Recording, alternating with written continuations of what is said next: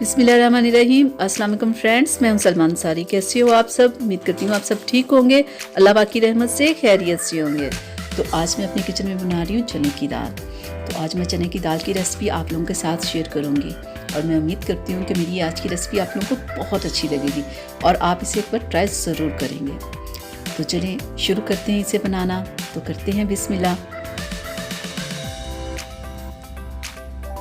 तो जनाब मैंने दाल को मैंने भिगो के रखा हुआ है। प्याज भी मैंने काट लिए हैं, टमाटर है, अदरक लहसुन का पेस्ट है, सब्ज़ मिर्च है, कसूरी मेथी है, धनिया है, सब्ज़ प्याज है, लेमन है, अदरक है। तो आज की रेसिपी के लिए हमें इतना ही सामान चाहिए था जो सारा मैंने तैयार कर लिया है।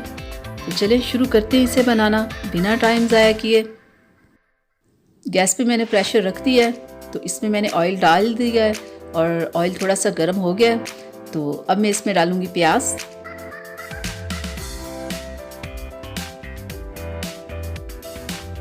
प्याज को हम करेंगे थोड़ा सा फ्राई, ठीक है। बस इतना सा, ज़्यादा नहीं इसे करना, बस थोड़ा सा हम इसे फ्राई करेंगे, ठीक है। 2 से 3 मिनट इसे हमने फ्राई कर लिया है। तो अब हम इसमें डालेंगे अदरक लहसुन का पेस्ट।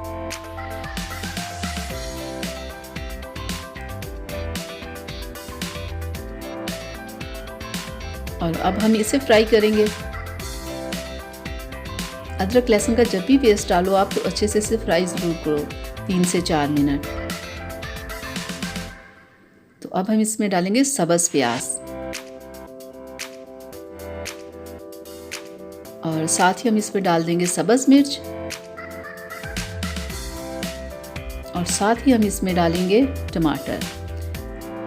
बिल्कुल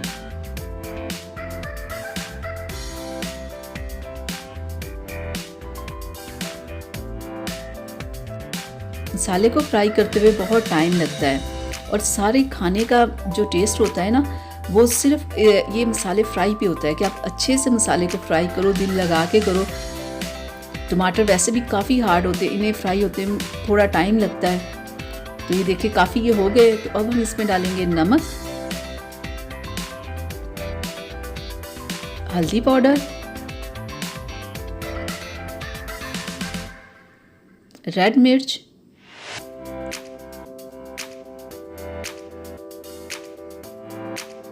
अब हम इसे फ्राई करेंगे। मसाले की अच्छे से भुनाई करना बहुत ज़रूरी होता है।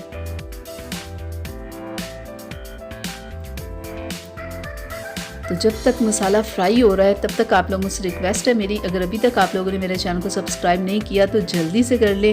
वीडियो अच्छी लग रही हो तो प्लीज़ इसे लाइक भी कर लीजिएगा।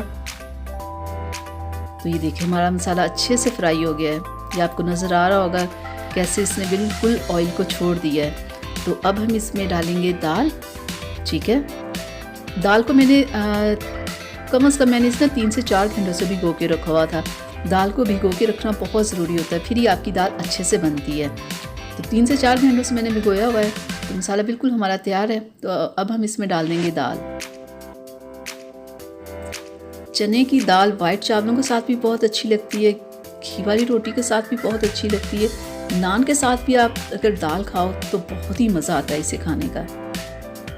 तो ये साफ़ हम करके अच्छे से दाल को डाल लेते हैं क्योंकि खाने को वेस्ट नहीं करना चाहिए, कोई भी चीज़ ज़रा भी ज़ाया नहीं करनी चाहिए ना।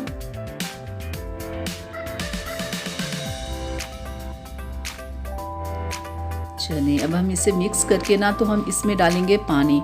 अब हम प्रेशर लगा देंगे 5 से 7 मिनट के लिए। इसमें थोड़ा सा मैं पानी डाल देती हूँ, तकरीबन 1 गिलास मैंने पानी डाल दिया है। हाँ, चम्मच हिला के ना अच्छे से तो मैं प्रेशर लगाऊंगी 7 मिनट के लिए। चलिए 7 मिनट हो गए। अब मैं चेक करती हूँ।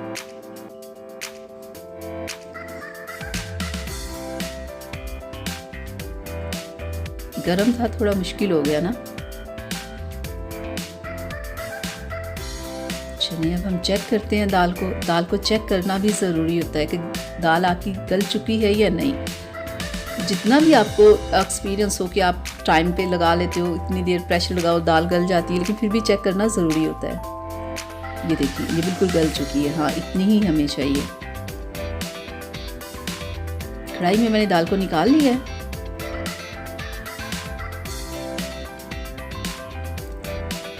थोड़ा सा इसमें पानी है, ये पानी हमने थोड़ा सा इसमें खुश्क करना है, इसलिए हम इससे ज़्यादा आंच पे ही इसे पकाएंगे। तो इसमें मैं डाल रही हूँ कसूरी मेथी और इसमें मैं डाल रही हूँ खुश्क धनिया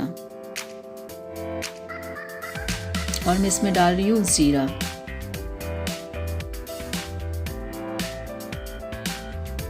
मैं इसे अच्छे से मिक्स कर लेती हूँ।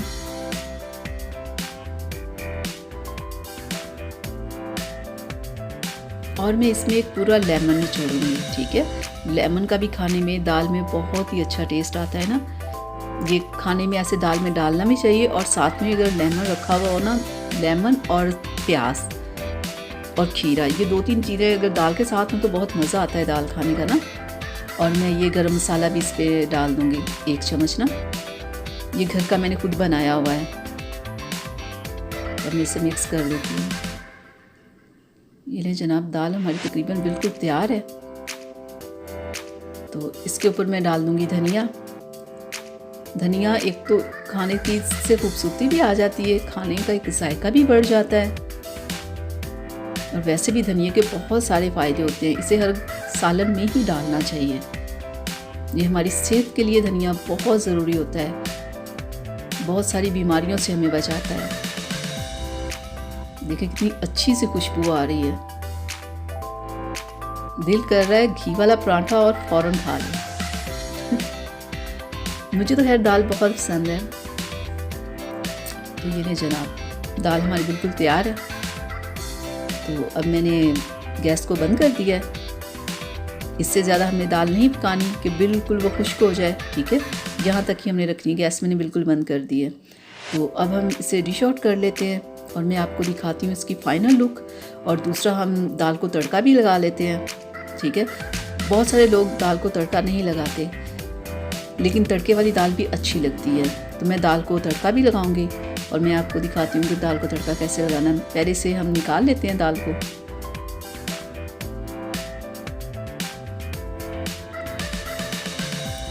पैन में मैंने ऑयल डाल दिया। ऑयल थोड़ा गर्म हो गया है, तो इसमें लहसुन को मैंने बारीक बारीक काटा हुआ है।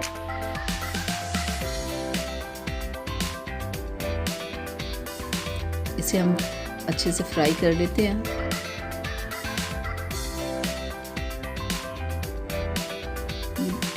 ये देखिए हो गया, बस इतना ही हमने करना है। तो अब मैं इसे दाल के ऊपर डालती हूँ।